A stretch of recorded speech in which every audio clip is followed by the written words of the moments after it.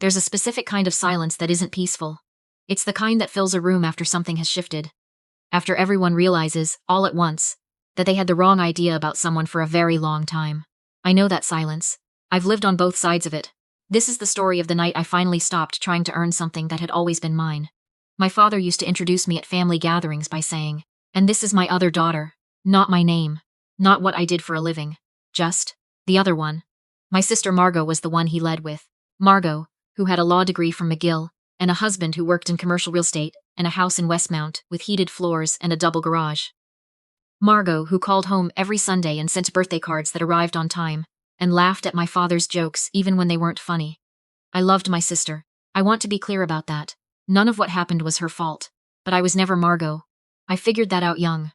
I was 17 when I told my parents I wanted to apply to the Royal Military College of Canada. My mother went quiet in that way she had, lips pressed together, eyes moving to my father like she was waiting for his ruling. My father put down his fork, looked at me across the dinner table in our house in Hamilton, and said, "That's not a real career path for a girl like you. A girl like me." I spent years trying to figure out what that meant. Too soft, too difficult, too much. I applied anyway. I was 18 when I left for Kingston. My father drove me to the bus station. Not the college, the bus station. Shook my hand like I was a neighbor he'd met twice and said, "Don't embarrass us." My mother hugged me quickly, then pulled back and said, "You could still change your mind." I didn't change my mind. 27 years later, I was a lieutenant colonel in the Canadian Armed Forces posted to Ottawa with 2 tours overseas, and a service record I had spent the better part of 3 decades building, one decision at a time. I had friends who were like family. I had work that meant something. I had a small apartment near the Rideau River that I loved unreasonably. What I didn't have was my father's approval. I had stopped expecting it somewhere around my second posting, but expecting something and being completely over it are 2 different things, and I think I understood that better after the night of Margot's reception than I did before. The wedding was in October, in Gatineau, at a hotel overlooking the river. Margot was marrying a man named Philippe, who worked in federal policy, and had the kind of easy confidence that came from never having been seriously doubted. He was fine. He was genuinely fine.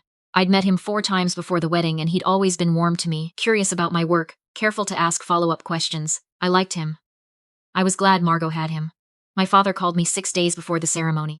I was at my desk in Ottawa when my phone rang, and I answered because I always answered when my parents called, even though the calls rarely went well.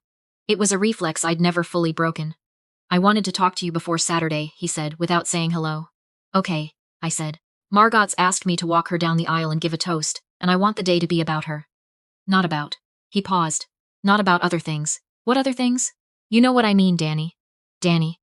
He'd called me that when I was small, before I'd done anything to disappoint him. The name landed strangely. "I don't," I said. "Tell me." He exhaled slowly the way he did when he felt he was being made to work too hard. "The uniform, the rank, all of it. This is your sister's day. It's not a military event. We don't need everyone making a fuss." I sat with that for a moment. "Are you asking me not to wear my dress uniform?" "I'm asking you to be thoughtful." "Philippe's brother is in the reserves," I said. "He'll be in uniform." "That's different." "How?" It wasn't really a question. I knew he didn't have an answer that held up. He just said, "Danielle." The full version, which meant the conversation was over in his mind. And then he said, "Just think about your sister," and hung up. I sat at my desk for a long time after that. I poured myself a glass of water and stood at my kitchen window, looking out at the October trees, which had gone orange and rust and gold the way Ontario trees do when they're trying their hardest. I thought about calling Margot. I decided not to. She had enough going on. I wore the uniform. Not to be defiant. Or not only to be defiant. I wore it because I had earned it. And because Philippe's brother was wearing his. And because my dress uniform is not a costume. It's 30 years of my life, pressed and buttoned, and pinned together into something a person can wear. I was not going to put it in a bag in the closet of a Gatineau hotel room, because my father found it inconvenient. When I walked into the hotel lobby, my mother saw me first. Her expression moved through 3 or 4 things quickly, and then she settled on something that looked like she was trying to smile and couldn't quite close the deal. "You look," she started. "Thanks," I said, before she finished. My father was across the lobby talking to Philippe's parents.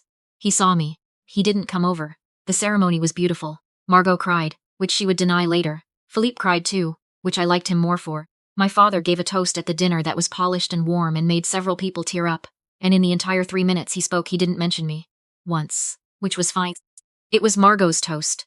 But he had found a way to mention our mother and our grandmother, and a family trip to PEI from 1987 that I had also been on, and the omission had a specific shape to it. The reception moved from the private dining room into the hotel's main ballroom around 8 o'clock. It was a big room. High ceilings, a parquet floor, round tables with white linen, and small orange floral arrangements that matched the October theme. There were maybe 230 people there.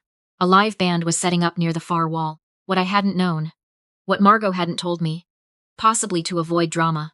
Possibly because she thought it would be a nice surprise. Was that Philippe's professional network included a significant number of people from the Department of National Defense. Policy people, civilian staff, a handful of officers I recognized and some I didn't. They were spread throughout the room. And they knew who I was. I was standing near the entrance, trying to find my table card, when I heard someone near me say quietly, "Is that Callahan?"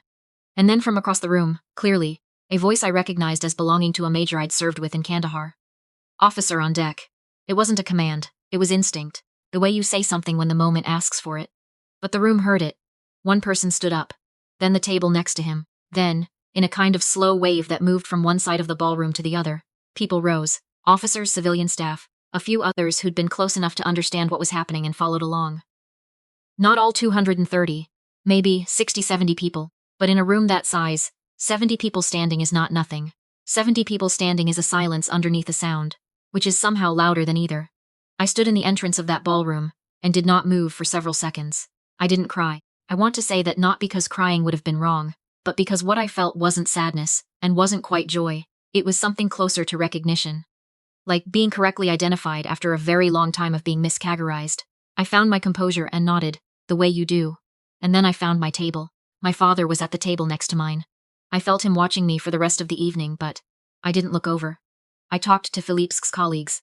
I danced one song with Margot, who held onto my arms and said into my ear, "I didn't plan that for what it's worth." And I said, "I know," and she said, "Dad's freaking out," and I said, "He'll survive." And she laughed and I laughed and the song ended and we went back to our separate tables. Sometime after 10, when the dancing had been going for a while, and I was thinking about whether I could reasonably leave, my father appeared beside me. He didn't sit down. He just stood there, which wasn't like him. He'd always been someone who needed the physical advantage of a chair at a table, something to organize himself around. Standing beside me in the middle of a reception, with nowhere to put his hand seemed to cost him something. "I didn't realize," he said, "that you were so." He stopped. "What?" I said, not unkindly, just waiting, "that people knew you, like that." I looked at him for a moment. He was 74 years old and he looked it more than he used to. The hair that had been gray for 20 years was white now. He was wearing a suit that fit well and a tie my mother had probably chosen, and the expression on his face was something I didn't have a word for. "They don't know me," I said. "They know the rank. They know what it took to get there." He nodded, very slowly. "I always thought," he started, then stopped again. I waited. "I thought you were doing it to prove something, to us." "I was 18, I said. "I wanted to serve. That was it." He didn't say anything to that. He looked out at the dance floor, where Margot and Philippe were slow dancing badly and laughing about it. "I don't think I knew how to be proud of something I didn't understand," he finally said. It was the closest thing to an apology I had ever heard from him. I don't know if he meant it as one. I think he was just saying something true. Possibly for the first time about this particular subject, and the truth came out a little awkward and a little late and still somewhat self-centered. Because it was still about him, what he understood, what he knew how to feel. But it was something. "Okay," I said. He nodded again, then walked back toward his table. I found my mother near the coat check at the end of the night, while I was waiting for the car I'd called. She had her wrap around her shoulders, and she was holding her small evening bag in both hands the way she always did when she was a little emotional but trying not to show it. "I have something for you," she said. "I've been carrying it around all night trying to find the right moment. I'm not sure there is a right moment. So." She opened her bag and pulled out an envelope, the kind you'd get at a stationery store.